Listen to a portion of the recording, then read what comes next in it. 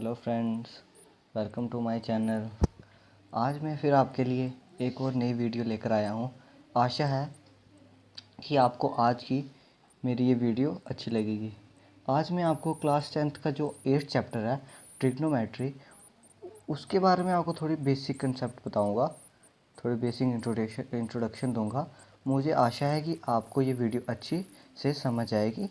और अगर आपने अभी तक मेरे चैनल को सब्सक्राइब नहीं किया है तो जल्दी से नीचे सब्सक्राइब वाले बटन को दबा दें और बेल आइकन को भी प्रेस कर दें, इससे मेरी कोई भी जब नई वीडियो है आपके तक पहले पहुंच पाए। तो शुरू करते हैं ट्रिग्नोमेट्री। तो ट्रिग्नोमेट्री बहुत डर लगता है बच्चों को इसी नाम से ही, लेकिन आज के बाद नहीं लगेगा। आज मैं आपको ऐसी बेसिक इंट्रोडक्शन दूंगा इसकी जिससे आपको कभी भी नहीं ट्रिग्नोमेट्री की जो बेसिक है वो भूलेगा। तो सबसे पहले मैंने आपको एक चीज़ बोली थी कि जब भी हम कोई नया चैप्टर शुरू करते हैं, यूनिट शुरू करते हैं, तो हमें उसकी इंट्रोडक्शन का पता होना चाहिए। उसकी इंट्रोडक्शन टाइटल के बारे में, मीन्स टाइटल जो होता है उसके बारे में हमें पता होना चाहिए कि उसका मीनिंग क्या है। तो सबसे पहले मैं आपको ट्रिग्नोमेट्री की डेफिनेशन बता देता हूँ। ट्रिग्नोमेट्री की डेफिनेशन होती है, the word trigonometry comes from the Greek word, मतलब कि जो ये ट्रिग्नोमेट्री पूरा वर्ड है ये कहाँ से आया है? ये एक ग्रीक वर्ड है। इसके तीन मेन इसके ट्राई, गॉन और मैट्री, इन तीनों में से अलग अलग तीनों को जोड़कर एक नाम बनाया गया है। ट्राई का मीनिंग होता है 3, और गॉन का मीनिंग होता है साइड्स, और मैट्रॉन का मीनिंग होता है मेजर। तो इसकी यही फुल डेफिनेशन होती है, the word trigonometric comes from the Greek word trigono means triangle and metro means to measure. ये इनको 3 वर्ड से जोड़कर कैटेगराइज किया गया हुआ है। अब इसकी हम आगे पढ़ेंगे। सबसे पहले आपको ये बता देता हूँ कि एक ब्रांच है मैथमेटिक्स की जो स्टडी करती है किसके रिलेशनशिप्स, साइड लेंथ के और एंगल ऑफ ट्राइंगल्स के। ठीक है। अब हम इसमें अब मैं आपको एक एग्जांपल बताता हूँ। जैसे कि आप कहीं रोड पे खड़े हो, तो आप सामने देखते हो कि कोई बिल्डिंग है। तो आप क्या वहाँ से जहाँ आप खड़े हो और बिल्डिंग की जो टॉप वाली, जैसे कि आप यहाँ खड़े हो, ये आपकी सामने एक बिल्डिंग है, तो आप यहाँ देख रहे हो, तो आप क्या इसका बीच का डिस्टेंस मेज़र कर सकते हो? बिना नापे कर सकते हो। यही चीज़ को हमें मेज़र करने के लिए ट्रिग्नोमेट्री बताई गई है। ट्रिग्नोमेट्री से हम यही सीखते हैं कि आप किसी भी चीज़ को मेज़र करने के लिए, जैसे कि अब आपने यहाँ से होटल की हाइट तक अपने आप को डिस्टेंस को मेज़र करना है, तो आप कैसे मेज़र करोगे? आप इसलिए जल्दी मेज़र करने के लिए, अच्छे से मेज़र करने के लिए कुछ आपको टर्म दी जाती है ट्रिग्नोमेट्री के अंदर, जिस वजह से आप इस यहाँ से यहाँ तक का डिस्टेंस फाइंड कर सकते हो। इसीलिए ट्रिग्नोमेट्री बनाई गई है। तो अब ट्रिग्नोमेट्री में सबसे पहले रोल प्ले करता है राइट एंगल, क्योंकि जैसे कि अब मैंने जैसे आपको यहाँ बताया, अभी आप यहाँ खड़े हो, ये है बिल्डिंग, तो ये क्या बना रहा है? एक राइट ट्रायंगल। इसलिए हम इस ट्रिग्नोमेट्री में राइट ट्रायंगल के बारे में पढ़ेंगे सबसे ज़्यादा। तो एक मैं राइट ट्रायंगल बना देता हूँ।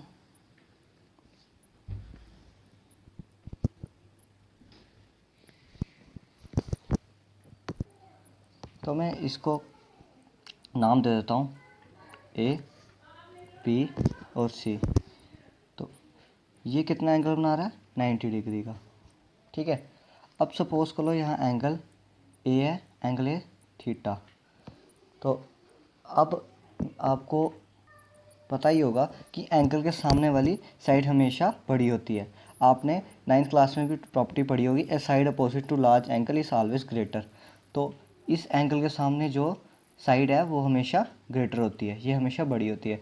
अब आप 6 7 से पढ़ते आ रहे हो पीजीटी, पाइथागोरस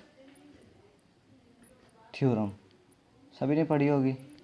क्या होती है ये होती है hypotenuse square is equal to perpendicular square plus base square.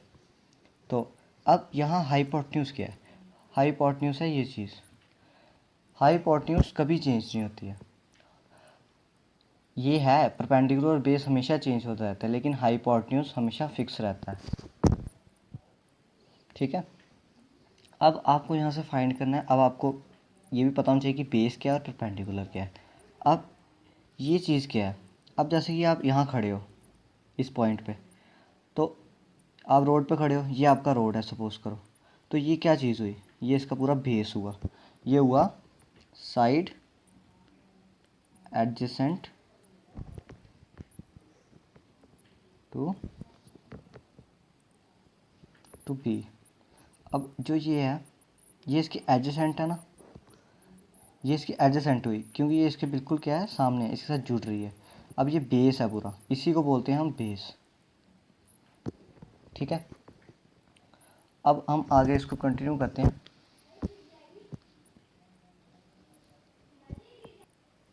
अच्छा, ये आपका एक आ जाता है, ये होता है परपेंडिकुलर। जो परपेंडिकुलर और बेस है आपका, ये क्वेश्चन के हिसाब से, कंडीशन के हिसाब से चेंज होता रहता है। बच्चे सबसे ज़्यादा ऐसे ही क्वेश्चनों में गलती करते हैं। अब मैं आपको वो चीज़ भी बताऊंगा जिससे सबसे ज़्यादा बच्चे गलती करते हैं। उससे पहले हम कुछ बेसिक फॉर्मूलेस के ऊपर थोड़ा अपना ध्यान कर लेते हैं। अब सबसे बेसिक ट्रिक है, सभी बच्चे जानते होंगे उसको, फॉर्मूलेस को लर्न करने के लिए, और इंतज़ार भी होगा उनको इस फॉर्मूले का।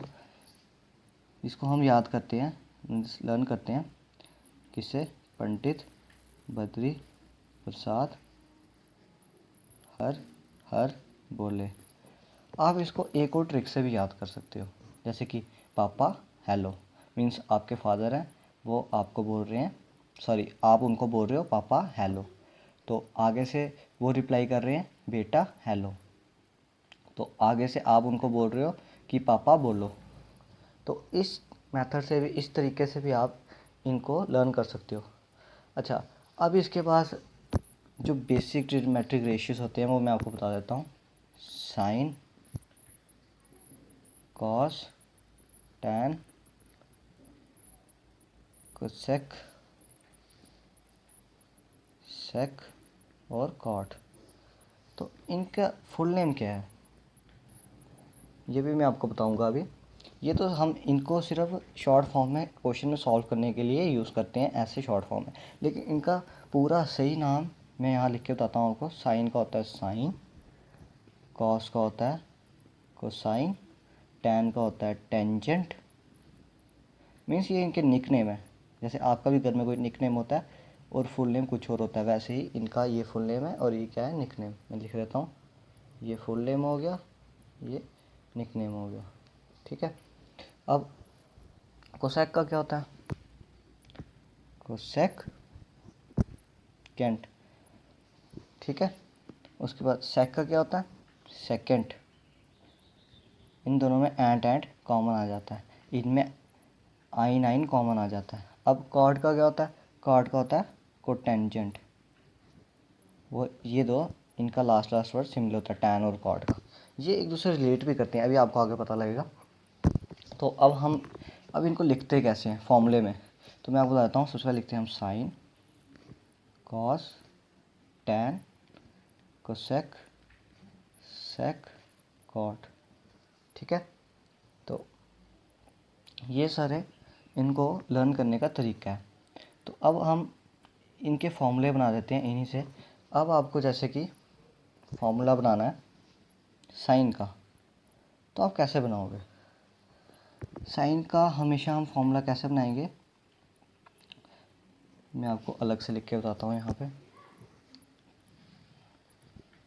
पंडित Badri Prasad sine cos tan cosec sec cot. ठीक है। तो ये वो भी लिख देते हैं यहाँ पे, हर हर बोले। तो क्या होता है साइन का फॉर्म? अच्छा एक मिनट रुक जाओ, यहाँ पे मैंने फिर से वही लिख दिया, गलती कर दी। रुको एक मिनट। सॉरी, मुझे इसको ऐसे बनाना था। यहाँ देखो आप, sine cos tan cosec sec cot पर लिख देंगे हम, साइन कॉस टेन। अब यहाँ नीचे लिख देते हैं कोसेक सेक कॉट। इसको छोड़ो, ये मैंने सेम सिमिलर लिख दिए थे, ये मैंने आपको समझाने के लिए था। अब फॉर्मूला कैसे बनाना है हमें, तो यहाँ लिख देंगे हम पंडित बद्री प्रसाद हर हर बोले। तो अब देखो साइन का फॉर्मूला कैसे बनेगा। हम साइन का फॉर्मूला बनाएंगे, साइन के नीचे सबसे पहले क्या आ रहा है पी, उसके बाद क्या आ रहा है एच। तो हम इसका फॉर्मूला बन जाएगा sine is equal to P upon H. हमने इन दोनों को अपॉन कर देना है, इनमें भी अपॉन करना है, इनमें भी। ऐसे ही इसका फॉर्मूला बनता है। तो sine is equal to P upon H, मतलब perpendicular upon hypotenuse, perpendicular upon hypotenuse. तो कॉस का कैसे बनेगा, कॉस इज इक्वल टू वैसे ही similar B upon H. Tan का भी ऐसे ही बनेगा पी अपॉन बी। अब देखो आपको कोसेक सेक और कॉट का कैसे बनाना है, ये देखो इसका भी वैसे ही बनेगा, लेकिन क्या होगा, हमने यहाँ से पहले इसका ये वर्ड देखा था, अब हमने यहाँ से इसका पहला वर्ड देखना है। कोसेक के ऊपर पहला कौन सा वर्ड आ रहा है, एच, फिर आ रहा है पी। तो हम इसका फॉर्मूला कैसे बनेगा आप जान गए होंगे, cosec is equal to H upon P. तो cosec is equal to H upon P, और सभी का ऐसे ही फॉर्मूला बन जाएगा। यहाँ लिख देता हूँ मैं, ये कोसेक का आ गया। उसके बाद ये अब हम सेक का लिखेंगे, sec is equal to H upon B. अब कॉट का लिखेंगे, cot is equal to B upon P. तो ये सब थोड़े ऐसे बेसिक फॉर्मूले हैं एक्सरसाइज 8.1 को सॉल्व करने के लिए। इसके अलावा भी थोड़े और फॉर्मूले होते हैं, वो भी मैं आपको बताता हूँ। जैसे कि और फॉर्मूले हो जाते हैं, cosec theta is equal to, means इधर भी साइन थीटा लगा देते हैं, सभी के साथ थीटा लगा देते हैं। अब कोसेक थीटा का फॉर्मूला होता है 1 अपॉन साइन थीटा। तो उसके बाद ये भी बताऊंगा कैसे बनते हैं। मैं लिख लेता हूँ, sec theta is equal to 1 upon cos theta. उसके बाद कॉट का लिख देता हूँ, cot theta is equal to 1 upon tan theta. अच्छा, तो अब ये फॉर्मूले बनते कैसे हैं। अब देखो जैसे कि कोसेक थीटा है, कोसेक ये किसका इन्वर्स है, मतलब कि किसका उल्टा है, साइन का है। तो इसलिए ये फॉर्मूला बन जाता है cosec theta is equal to 1 upon sine theta. ये किसके इन्वर्स है, 1 अपॉन साइन थीटा के। वैसे ही सेक किसके है, कॉस के है, कॉट टैन के है। तो ये फॉर्मूला हम वैसे लिख देंगे, वैसे ही बना के, कोसेक इसके इन्वर्स है, सेक इसके, कॉट इसके। ठीक है, ये तो आगे हमारे कुछ बेसिक फॉर्मूलेस। तो अब हम किस पे बात करेंगे, जहाँ सबसे ज़्यादा बच्चे कंफ्यूज होते हैं, जहाँ सबसे ज़्यादा बच्चे गलती करते हैं, कि उनको पता नहीं चलता है कि जब एंगल ए है तो परपेंडिकुलर और बेस क्या है, और जब एंगल सी है तो परपेंडिकुलर और बेस क्या है, या कुछ और भी कोई वैल्यू दियो, पी क्यू आर जो मर्जी दियो, उनको पता नहीं चलता है कि उस टाइम पे परपेंडिकुलर क्या है और बेस क्या है। सबसे ज़्यादा बच्चे यहीं पे गलती करते हैं। तो अब मैं आपको वो चीज़ बताऊंगा कि आप कैसे उस चीज़ को इम्प्रूव करो, जिससे आपको कहीं भी आगे मुश्किल नहीं आए। जब मैं 10th क्लास में था तो मुझे भी शुरू में यही मुश्किल आई थी, लेकिन थोड़ा करने से, कुछ थोड़ी मेहनत करने से मुझे भी समझ आ गया था। तो आज मैं आपको एक इसी वीडियो में 8.1 के पहले का जितना भी इंट्रोडक्शन है सारा क्लियर करा दूँगा। उसके बाद हम 8.1 भी सॉल्व करूँगा। तो मैं आपको फिर से एक बार बोल देता हूँ, अगर आपने मेरे चैनल को सब्सक्राइब नहीं किया है तो जल्दी से सब्सक्राइब कर दें, और लाइक और शेयर करना भी मत भूलें। चलो हम आगे अब स्टार्ट करते हैं कि आपको वो जो क्वेश्चंस हैं जहाँ पे बच्चे अटकते हैं वो कैसे सॉल्व करें। चलो तो शुरू करते हैं। अब आप देख सकते हो कि मैंने यहाँ पे एक राइट एंगल ट्राइंगल ड्रॉ कर लिया है, जिसको मैंने नाम दे दिया ए बी और सी। ये इसका 90 डिग्री एंगल है, और ये यहाँ पे मैंने इसको एंगल का नाम दे दिया थीटा। ये मैंने बेसिक फॉर्मूले लिख दिए जो मैंने आपको पहले करवाए। तो अब देखो, अगर आपको क्वेश्चन में पूछा गया है कि आपने एंगल ए पे निकाली हैं वैल्यूज़, तो आप कैसे निकालोगे? अभी आपको मैं एक बात बताता हूँ। जैसे कि जो थीटा है हमारा, मीन्स कि हमें दिया होगा, आपने ए का निकालना है, तो ए इज इक्वल टू 8 सेंटीमीटर दिया है आपको, सपोज करो। तो ए हमारा क्या होगा? ए हमारा थीटा होगा। अगर यहाँ पे बी भी दिया होगा ना 8 सेंटीमीटर, अगर इसकी जगह बी होगा, यहाँ डी होगा, तो हमारा बी भी क्या होगा? थीटा होगा। सी भी क्या होगा? थीटा होगा। वो क्यों होगा? क्योंकि आप देखो, आपको मैं ऐसे बताता हूँ, जैसे कि आप किसी मूवी में रोल कर रहे हो, तो आपका ओरिजिनल नाम क्या है? सपोज़ करो आपका ओरिजिनल नाम है थीटा। आप किसी मूवी में रोल कर रहे हो, वहाँ पे आपका नाम रखा हुआ है ए। तो आप समझ गए होंगे कि मैं क्या बताना चाहता हूँ आपको, कि जो हम उसको वैल्यू नाम देते हैं वो थीटा ही होती है। जो हम आगे क्वेश्चन में पुट करते हैं, क्वेश्चन को सॉल्व करने के लिए, वो अलग अलग नाम से डिनोट करके हम क्वेश्चन सॉल्व करते हैं। अगर यहाँ पे ये भी लिखा होगा ना, साइन राज फॉर एग्ज़ाम्पल, तो ये भी क्या होगा? ये भी एक थीटा होगा। अगर लिखा होगा कॉस पी, तो इसका भी क्या मीनिंग है? ये भी थीटा होगा। ये सिर्फ मैं आपको समझाने के लिए कह रहा हूँ कि वैल्यू जो मर्जी, नाम जो मर्जी दिया हो, लेकिन हमेशा उसको हम क्या कंसीडर करेंगे? थीटा। तो अगर जैसे कि हमें एंगल ए पे बोला हुआ है निकालने के लिए, तो जो आप मेरी एक बात अगर ना, थीटा के सामने जो भी लाइन होती है, उसके जो अपोजिट जो भी लाइन होती है, वो हमेशा परपेंडिकुलर होती है। ठीक है? और थीटा के फिर ये परपेंडिकुलर, हाइपोटेन्यूज तो सेम रहता है, तो अब बचा क्या? बेस। ये हो जाता है हमारा बेस। अब मैं आपको एंगल ए पे निकाल के दिखाता हूँ। जैसे कि हमने निकाल लिया साइन ए, ये थीटा ही है। आपने सिर्फ इसको नाम दिया गया निकालने के लिए, इसको सॉल्व करने के लिए। तो साइन ए हम निकालेंगे। साइन ए का फॉर्मूला क्या? अब फॉर्मूला यहाँ पुट होंगे। साइन ए का मैंने आपको फॉर्मूला करवाया था P upon H, perpendicular upon hypotenuse. तो साइन ए का हम निकालेंगे, तो यहाँ इस केस में परपेंडिकुलर क्या है? ये है, तो परपेंडिकुलर हमारा हुआ बी सी अपॉन हाइपोटेन्यूज क्या हमारा? ए सी। हाइपोटेन्यूज हमेशा सेम रहता है। साइन ए निकल गया हमारा। अब हम निकालेंगे cos B, sorry cos A. तो कॉस ए का फॉर्मूला क्या है? B upon H.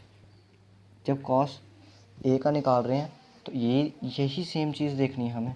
परपेंडिकुलर यही रहेगा, बेस यही रहेगा, हाइपोटेन्यूज यही रहेगा। जब आप एक किसी चीज़ की वैल्यू निकाल रहे हो ना, तो उसका जो परपेंडिकुलर बेस होता है ना, वो सेम रहता है। आगे मैं बताऊंगा कि अब जब चेंज होता है तो तब ये परपेंडिकुलर बेस कैसे चेंज होता है। पहले हम इसका सॉल्व कर लेते हैं। जैसे कि अब कॉस ए निकालेंगे हम। कॉस क्या होता है? P upon H, base upon hypotenuse. तो बेस क्या है हमारा? ए बी, हाइपोटेन्यूज क्या है? ए सी। तो हमारा कॉस ए भी निकल गया। तो अब हम क्या निकालेंगे? Tan A. तो टैन ए हमारा हमें क्या दिया? P upon B. तो हमें दिया tan A P upon B.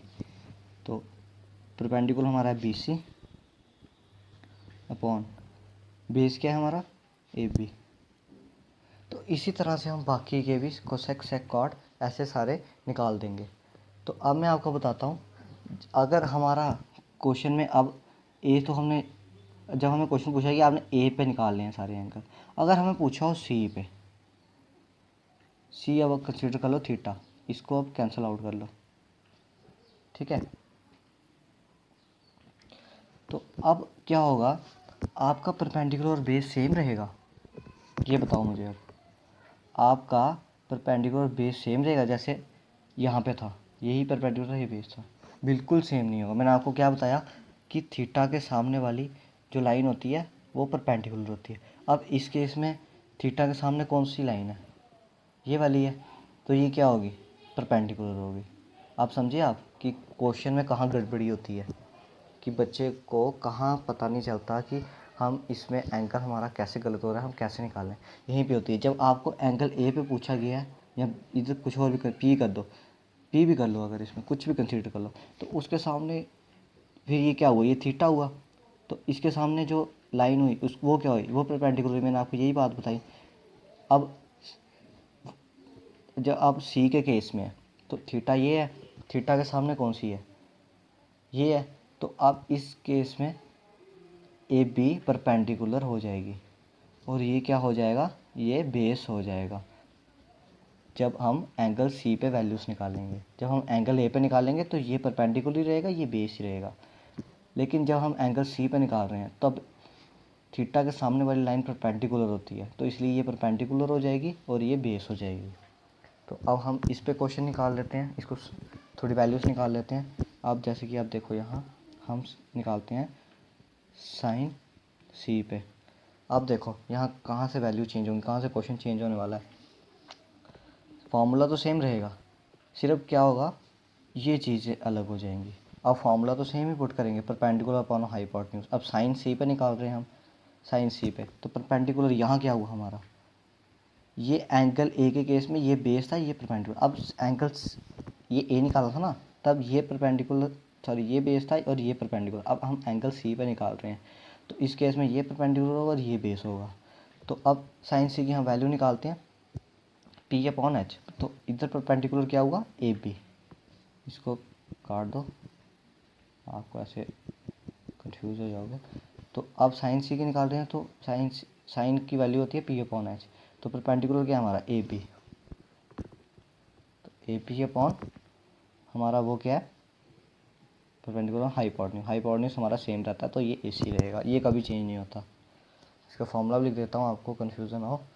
P upon H इसके इक्वल होता है, ये इसके इक्वल नहीं है, साइन पी अपॉन एच के इक्वल होता है, मैंने सिर्फ समझाने के लिए आपको बताया। तो परपेंडिकुलर इसमें हमारा ए बी है साइन सी के केस में, और हाइपोटेन्यूज है ए सी, ये चेंज नहीं होता है कभी। तो अब हम कॉस सी निकालते हैं। तो कॉस का क्या फॉर्मूला होता है, बी अपॉन एच। तो कॉस सी निकाल रहे हैं तो बेस क्या है, ये है बी सी। दिख नहीं रहा है, दिखाता हूँ, ये रहा बी सी।